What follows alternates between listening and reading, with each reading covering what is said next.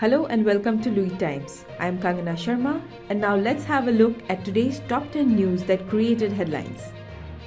Aradhya Dhanuka, a young prodigy from Guwahati, has set a remarkable milestone at the tender age of 10 years and 25 days by becoming the youngest recipient of the doctorate award conferred by the Honorary Doctorate Award Council. Her exceptional achievements have garnered attention not only nationally but also internationally, as recognized by the World Peace of United Nations University, which bestowed upon her a doctorate degree in sports. With 7 state records, 3 national records, and 3 world records to her name, she has also earned the title of Hula Hooping Girl of Assam.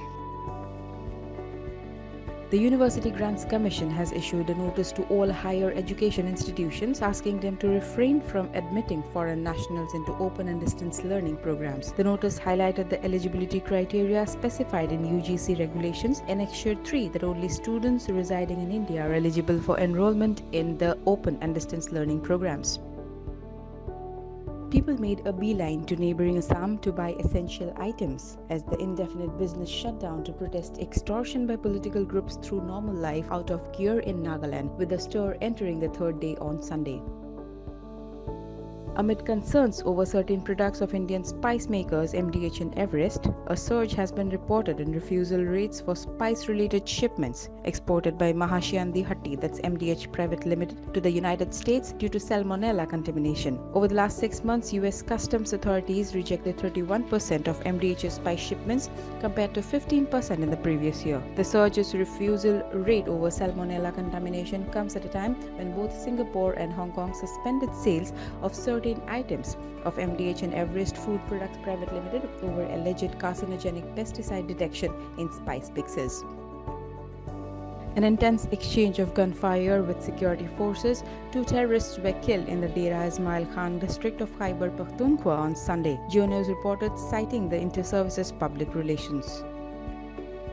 The Supreme Court is scheduled to hear today a plea by Delhi Chief Minister Arvind Kejriwal challenging his arrest in the money laundering case stemming from the alleged excise policy scam. Kejriwal's wife Sunita, who was supposed to meet the Delhi CM in Tihar jail, has also been denied the permission for visit. The Supreme Court bench of Justices Sanjeev Khanna and Dipankar Datta is likely to hear the matter. The Indian Navy swiftly assisted a Panama-flagged crude oil tanker with 30 crew members, including 22 Indians, after the vessel came under missile attack from the Houthi militants. The US Central Command said that the Iranian-backed Houthi militants launched 3 anti-ship ballistic missiles from Yemen into the Red Sea in the vicinity of merchant vessel Maisha and MV Andromeda Star. MV Andromeda Star is a Panama-flagged and Seychelles-operated vessel. The vessel reported minor damage, the US Central Command said.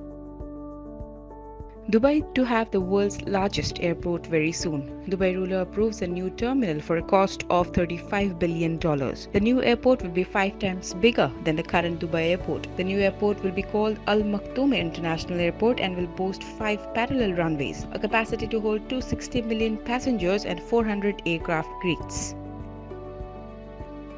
The US will develop a new doomsday plane intended to allow the president to continue leading the country in case of a nuclear war or other major disaster that destroys command and control centers on the ground. A $13 billion contract for the Survivable Airborne Operations Center project has been awarded to Sierra Nevada Corp, a US Air Force spokesperson announced in a statement on Friday. The Survivable Airborne Operations Center is intended to become a replacement for the aging E-4B Nightwatch aircraft or the National Airborne Operations Center that the US Air Force is using at the moment.